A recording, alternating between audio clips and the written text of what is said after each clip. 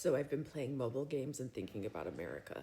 I'm Pax. I'm a disabled trans atheist who has been unhoused for the last almost 2 years, escaping my DV situation with my husband.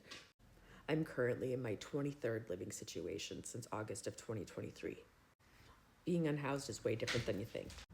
It's recently gotten pretty scary to live in America, even more so than it used to be. It's basically not safe to go outside for me, so I stay inside. My SNAP got cut. I don't have any money, so I stay inside and I try to conserve resources. When you're stuck in the same room all day long, you end up, time is the villain of your life during that moment.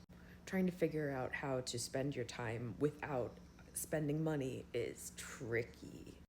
So when you're me and you have ADHD and you get dopamine from those dumb little mobile games, sometimes you download the mobile games on your iPad and then you play them hardcore for like 2 weeks and then you stop it for a while. A couple days ago, I recently re-downloaded a couple of those games like Township and Farmville 2 Country Escape, I believe. It's a good way to unalive time all day while you're stuck inside a box. Is this what I would like to be doing? No. What would I be doing otherwise, you might ask? I'm so glad you asked. I would actually be writing if I had a computer, which I have on my Amazon wishlist link in bio.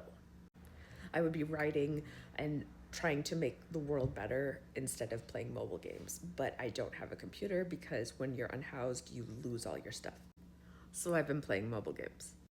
And I think about my parents because I basically play boomer games on my iPad, like just the resource organization cozy games. Not a lot of pressure, just a lot of little things. You press a button and then there's a light, and then you press a button a few times and then you get some sort of task achieved kind of thing. That is my shit. I call that digital dopamine. I try not to engage in it too much because for me, the idea of moderation has to be present because I can get completely lost in this type of thing. I've lost a lot of hours and months of my life to games because I can't stop playing them. Now that I understand that it's ADHD and I don't notice how much time goes, I'm able to set better limits for myself so that I can engage in things more responsibly. I have nothing but time, but I still don't want to waste it. But I've been thinking about my parents, who I think are 76 this year. And they are about like demographic peers with our current president, who I know is like older than that, but like really they're all boomers at this point. Like, you know what I mean?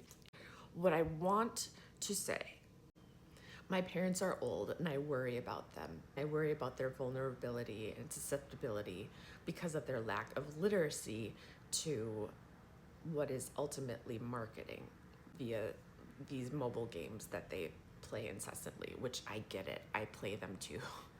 But I'm playing Farmville 2 and I'm watching yet again another ad. So these games that are free are just vehicles to make you watch ads. They want to put ads in front of people's eyes. So that's what these mobile games are doing. They're a little bit stressful and it makes you feel like you're working.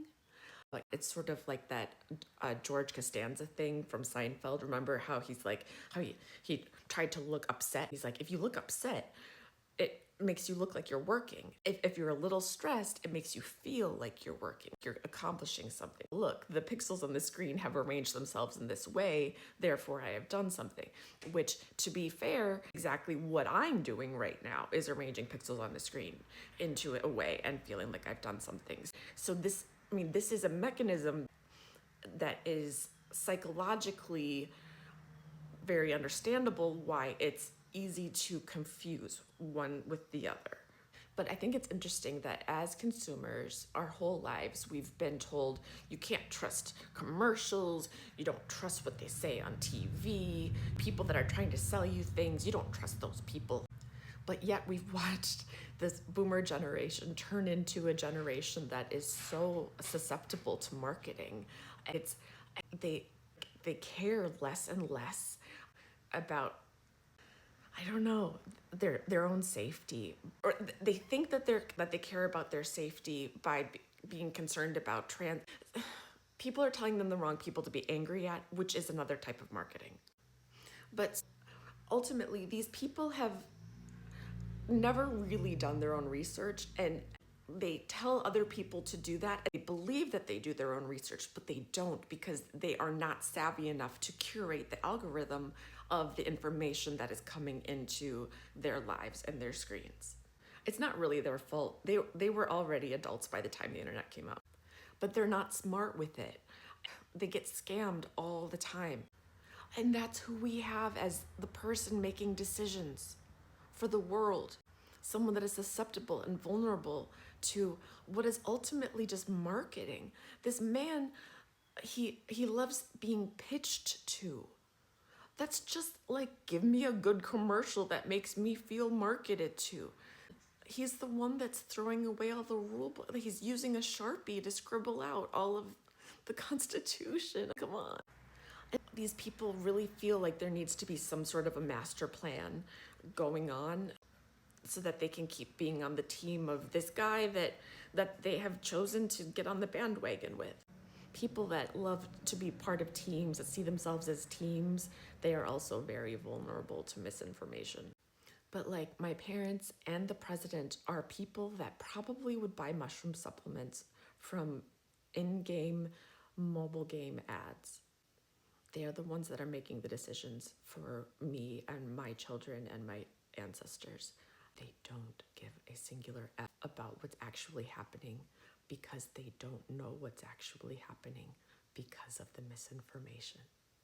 If you think about most coming of age stories, actually, the patriarch is the one that is susceptible to misinformation. For example, in Charlotte's Web, the whole thing is basically everyone running around trying to trick John Arable into being a good person. Only a literal magical spider could turn the YT patriarch into a good person. It doesn't exist in real life. We have one of those patriarch colonizer characters running the country on information that is inaccurate, because he's being run entirely by his nervous system at this point. Because the cognitive abilities the neural plasticity to create new neural pathways and learn new stuff is probably not there. He's